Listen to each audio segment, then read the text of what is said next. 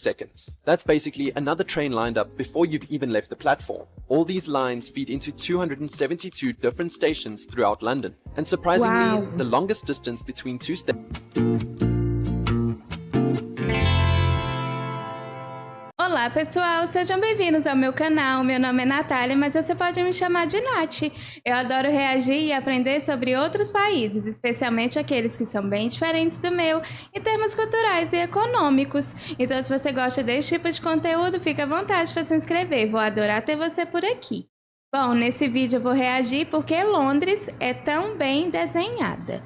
Então é isso, sem mais delongas, e vamos para a reação. This is a map of the London Tube and Rail. If you've never seen it before, it may seem like a bunch of confusing lines crammed together, but in reality, it displays just about all of London's public transportation systems. Each color identifies a different line of transport, and obviously, there's tons of them. But the ones we are going to be focusing on are all these solid colored lines you see here, which represent the London Underground lines. These orange lines here, which are used to identify the London Overground trains lines, these lime green lines that represent the trams, the blue lines here, which represent the Docklands Light Railway Tracks, or DLR for short, and finally all of these different colored lines here, which represent the National Rail. These all basically make up the core, which represent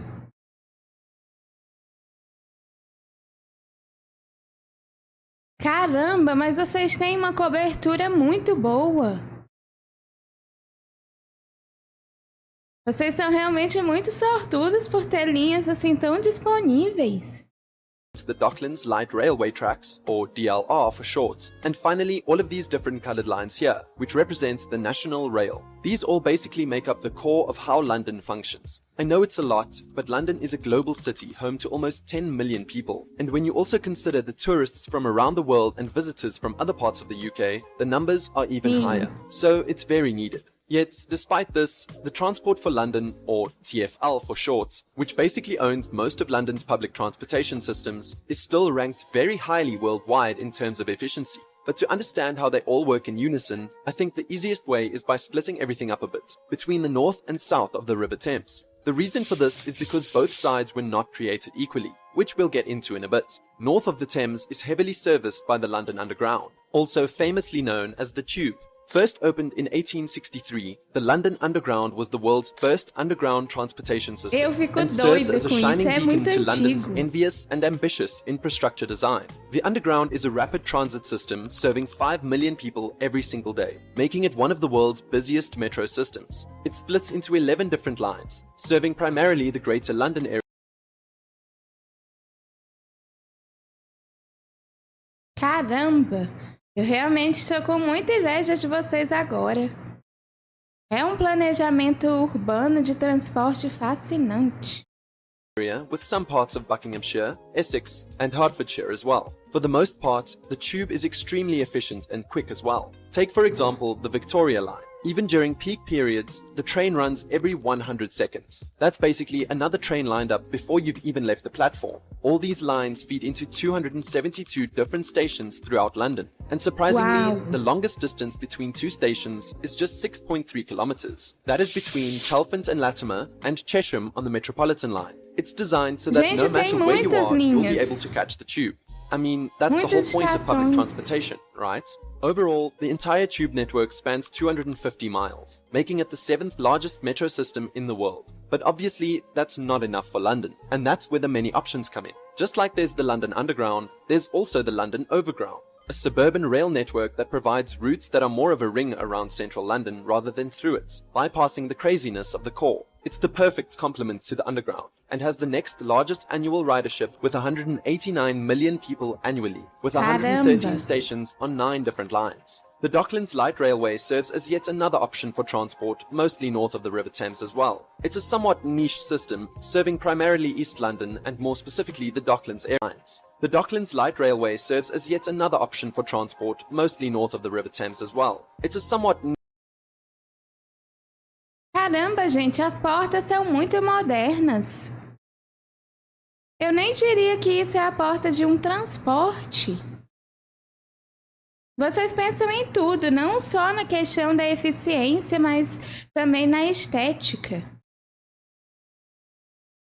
niche system serving primarily East London and more specifically the Docklands area. But there's still more than 100 million people that ride on this automated light rail system annually. And that's because it provides a direct connection between London's two major financial districts, Canary Wharf and the City of London. I actually want to talk about buses because, well, they are used heavily on both sides of the river and are actually the most used mode of transportation overall in London. Their bus system is one of the most extensive in the entire world. The city has a fleet of over 9,000 iconic red buses and the second largest zero-emission bus fleet in Europe, only behind Moscow. About 6 million passengers make their journeys on one of the 7,000 bus rides happening every day, being delivered to over 700 different routes. That adds up to a ridership of over 2 billion people annually. Just to put that into perspective, if you combine the annual ridership of New York City, Los Angeles, and Paris's bus network, you'd get roughly the same amount of passengers as London's. It's a relatively cheap system too. Take for instance the bus fare. A full day of bus-only travel costs a maximum of $5.50. Or even if you need it for just an hour, you can pay less than $2 for something called the hopper fare, letting you travel on unlimited buses or trams for free within one.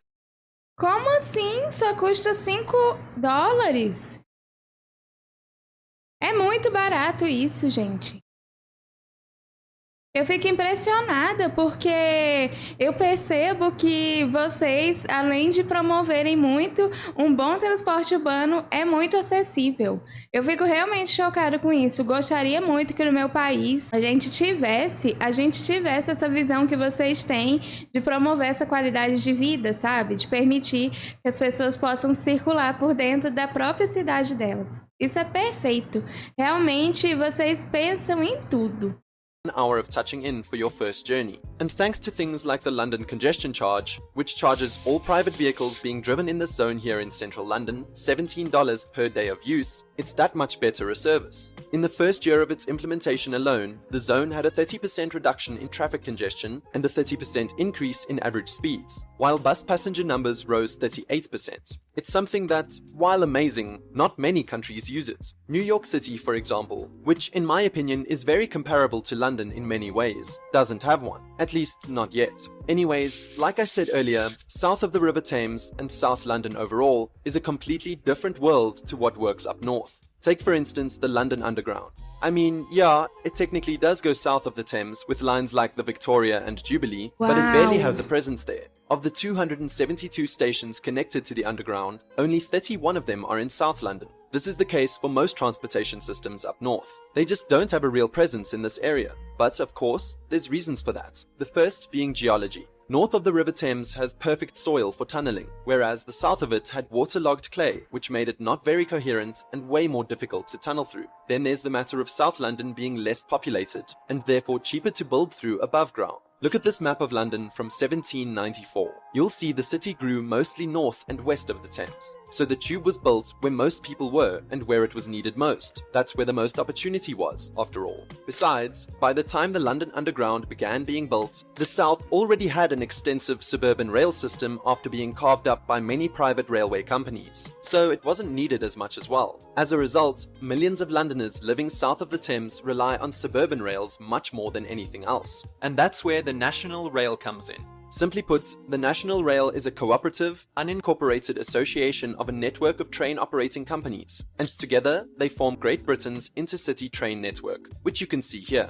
Since the Underground is barely a thing south of the river, the National Rail forms the bulk of public transport throughout the neighbourhoods there. There's also the London trams. Although the light rail trams primarily serve Croydon and its surrounding areas, they still have almost 30 million annual riders. Caramba, tem now, muitos the final tipos piece to diferentes. this transportation puzzle is the Elizabeth line. Although still extremely new and not yet fully operational, it's a commuter and intercity line that connects the Great Western Main Line and Great Eastern Main Line via some central London stations. Its importance cannot be understated. Many journey lines will be slashed with this line, such as going from Woolwich to Whitechapel will now be down to 9 minutes from around 25 to 30 minutes, and Farringdon to Canary Wharf will now just take 10 minutes, more than 50% quicker than the previous journey time. Broadly speaking, the Elizabeth line will make journeys a lot quicker and take a lot of pressure off the Central line, one of the tube's busiest lines. Altogether, journeys made by public transportation systems account for 37% of all of London's journeys, making it the most Caramba. widely used method of getting somewhere in the city. It's also important to realize that all of these transportation systems, which I've talked about, are all connected. The TfL is responsible for the tube, overground, DLR, buses, and trams, just to name a few. Or in image form, these routes are what TfL controls. Because of this, they all complement each other insanely well. Like, for example, the tube and DLR have a number of interchanges between their systems, and together they make up 40% of the journeys between inner and outer London. Everything is also integrated via TfL's Oyster card, a credit card-sized electronic ticket which offers almost unlimited use on almost all of London's public transportation systems for a relatively cheap price, depending on the times you use it. Although this form of payment has slowly been declining due Gente, eu fico realmente fascinada com o planejamento de vocês, porque aqui no Brasil, né, aqui no Rio, onde eu moro, a gente tem, eu já comentei aqui que a gente tem o metrô, o trem e os ônibus e alguns outros tipos de transporte. Mas definitivamente, esses transportes que envolvem trem, metrô, aqui tem uma cobertura muito, muito pequena. E o preço ele é muito caro. Eu antigamente tinha um cartão que eu comprei que ele não tinha desconto nem nada. Era apenas uma facilidade para você não andar com dinheiro ou com seu próprio cartão de crédito.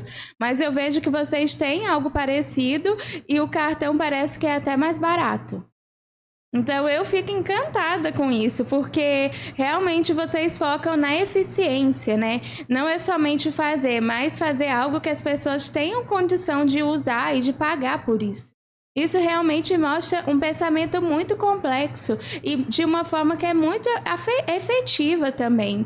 Eu acho realmente isso muito bonito e inspirador. Penso que aqui no Brasil a gente deveria olhar mais para cidades como Londres, que são grandes metrópoles e que têm um fluxo de pessoas muito grande. E basicamente o que sustenta esse fluxo é o transporte. E eu vejo que vocês fazem isso de uma forma boa. Não é à toa que é um dos lugares mais visitados do mundo, né? Com tanta facilidade, todos querem visitar esse lugar. to the rise of contactless credit cards, it's still used over 12 million times each year. Now, as great as London's public transportation is, it's not your only option. And no, I'm not talking about private cars, which is, to be fair, another option, but rather walking. Walking makes up 24% of all London journeys, and it's actually an amazing city for this. London is ranked the 5th most walkable city in the world, and I believe it's due to London being one of the oldest major cities in the world, so of course it wasn't made for cars. What I mean is, contrary to the title of this video, London wasn't really designed. I mean, it was, kinda, and especially after World War II due to the Germans bombing the city, but London really just grew naturally over almost 2,000 years. So, all in all, London is an easy city for getting around. And while there can be problems with delays or TfL's lack of funding, which to be honest would take a whole nother video to explain, it's done amazing with what it's got. Thank you for watching. Gente, realmente eu fico fascinada. Eu fico muito boba quando eu vejo essas coisas que envolvem transporte, que envolvem todas essas questões logísticas e que fazem uma cidade funcionar. Eu acho perfeito, porque eu acho que isso acaba sendo o coração também de uma cidade, né? Isso acaba impactando muito no nosso dia a dia. E olhando assim, é incrível ver como Londres evoluiu muito, né? Eu reagi à história de Londres e ver como foi difícil o início e ver como você está agora realmente é muito inspirador. Aqui no vídeo fala também de uma questão que Londres cresceu sem planejamento. Então, assim, olhar isso hoje e comparar com o passado realmente tem uma diferença absurda, mas uma diferença que é muito boa, né? No sentido muito positivo, porque vocês evoluíram muito e as coisas evoluíram junto com vocês, mas vocês mantêm também as coisas antigas. Então, eu fico impressionada como é uma cidade que consegue ser moderna e antiga ao mesmo tempo. Essa questão dos transportes, eu reagi a um vídeo também sobre os ônibus, né, em Londres, e eu fiquei impressionada. Realmente vocês pensam em tudo. O que me impressiona é como tudo é muito eficiente. Então eu acredito que isso impacta muito no dia a dia de vocês, né, na forma como vocês fazem as coisas e até no estresse também diário. Eu fico fascinada com isso. isso. Realmente sou um grande fã da forma como vocês planejam, né, as cidades pelo Reino Unido. Realmente é admirável e sempre, sempre botando a eficiência na frente para essa execução ser muito, muito bem executada, mas primeiramente planejada. Mas bom, essa foi a minha reação. Eu espero que você tenha gostado desse vídeo. Se você gostou, considere se inscrever. Vou adorar ter você por aqui. E se você já for inscrito, não esquece de ativar as notificações. Então é isso, obrigada por assistir esse vídeo e nos vemos na próxima reação. Tchau!